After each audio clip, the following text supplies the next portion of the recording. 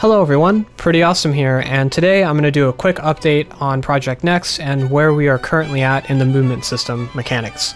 We've made a couple additions and actually removed one thing that just really didn't need to be there, and figured we'd give you an update on that. And sorry if we had any confusion on ES Reality, because I know that our explanations, as hard as we tried to really get the idea across, unless we actually show it in game, it's just, you know, near impossible to actually explain it well. So the first thing we did is remove double jump. It's not really necessary, and it doesn't really add to the game at all, and it's actually just more annoying because you have to double tap to do it, and there's not really any way around that. So you want to avoid double tapping as much as possible. And the next thing we did was I went through and just tweaked and adjusted the dodging a little bit, so it's not quite as far. You jump a little bit higher, but it's a good in-between medium between what double jump was and what dodge was. So it's not going to be too unpredictable, and it's mainly a thing to use for evasion while you're on the ground. The next thing, we really didn't do anything to the wall or changes like that, but everything's still... Well, no, we did make a change. I don't know why I'm saying we didn't. Now walls, you can actually combo your wall jumps. So you can combo up to 2 times against a wall. So if you want to go from here to here, you finally can. So dun dun dun. And all you have to do is hit spacebar against a wall. It's super simple, and it's actually not hindering in any way, and it's not oversimplifying anything. Initially I was against it when Joshua used this method because I was wanting the double tap where you hit your directional buttons like you would for your side dodge in the other direction, but it actually works just as fine. It's more simple, and yeah, it just works great. I have no problems with it. So hopefully when we finally get a playable version of the game out, you guys can test it and we'll hopefully enjoy it. Now the next thing we have is wall clamping. We explained this a little bit on ESR, and this is where I think a majority of the confusion was, because it's just really hard to explain. It's one of those things you have to see it. So now you guys get to see it. Remember, there's still a lot of work that has to be done, and a lot of changes that are, well, not a lot of changes, but just little minute adjustments to the camera and how it reacts to the wall clamp. So if you want a wall clamp, all you have to do is jump up on the wall and hit shift. And as you can see, there's that little bar that goes down, and that's your energy for your clamp. To try and sum it up really quickly, because that's a whole nother video and we're not that at that point in the game yet, the entire game is based off of your suit and the use of energy. So your actual health, where you can see the 100 here, is actually not going to be a big important part of the game. The only time it's going to be important is if you're out of shields, and if you're out of shields you're probably dead. But I want to add for the ability to really come back from a crappy position in the game. That's basically a quick explanation of that, and the reason it uses a lot of energy is so you can't over abuse it and spend the entire time on the walls.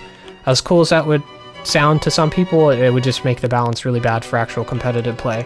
And the cool thing about actually being able to clamp onto a wall is that say you're in a really crappy position, you know, someone else has taken a lot of the other major power-ups on the map, and you really want to do ambushes and try and punish people for picking up major power-ups.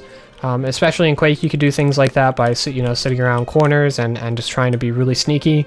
You can do that in Unreal Tournament as well, but it's not quite as good because there's so much movement with side dodging.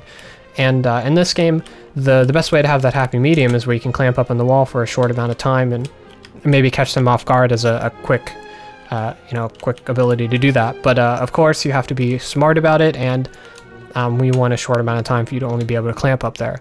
Now, of course, if you time things out wrong, you might be caught with your pants down, literally by falling right on top of your opponent or something like that, which honestly would be pretty funny, but yeah, you just want to make sure you get your timing right. The next thing you can actually do is move along the wall in a direction that you're walking.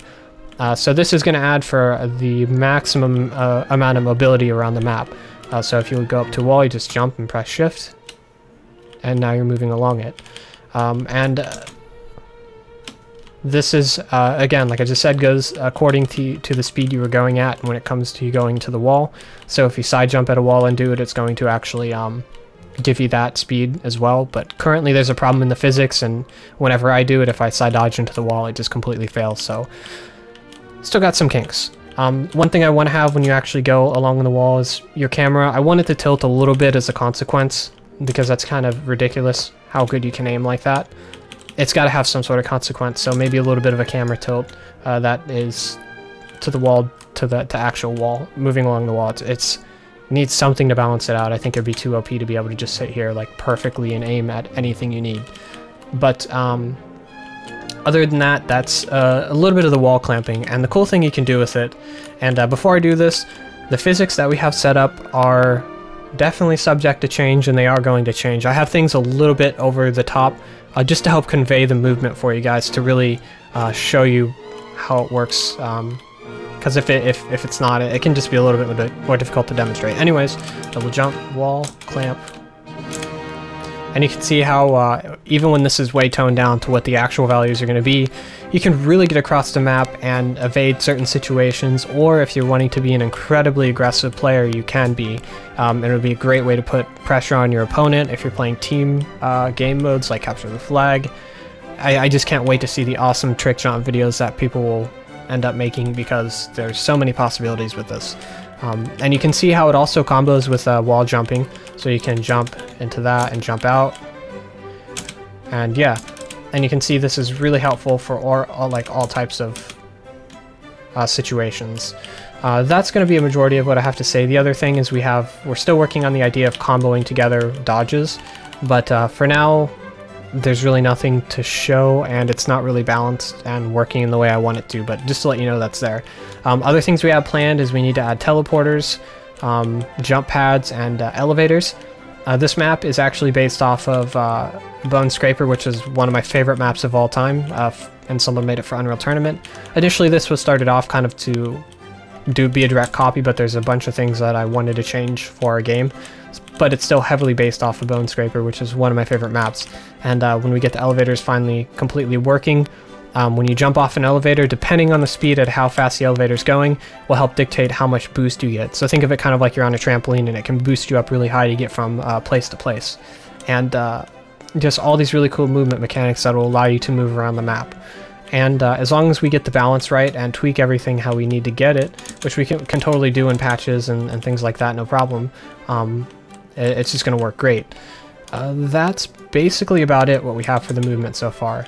Hopefully this clears up some questions and confusions you guys have rightfully had. I don't blame you. And if you have any other questions, please let us know. If you have any thoughts or statements, ideas that you would like maybe us to try out or suggest to us, please let us know. We are completely open.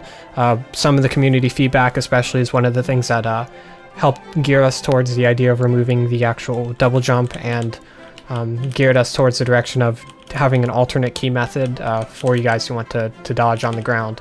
So we do definitely listen to you guys. Thank you so much for watching. If you want to keep up to date on Project Next, if you're just coming across this video from a different source, you can follow us on our subreddit at /r/projectnext. You can follow us on Twitter at nextfps. If you want to go to our website, you can check us out at nextfps.net, but that's still under progress, so it's a little bit sketchy at the moment, not really looking all that great, but it's there for you to bookmark.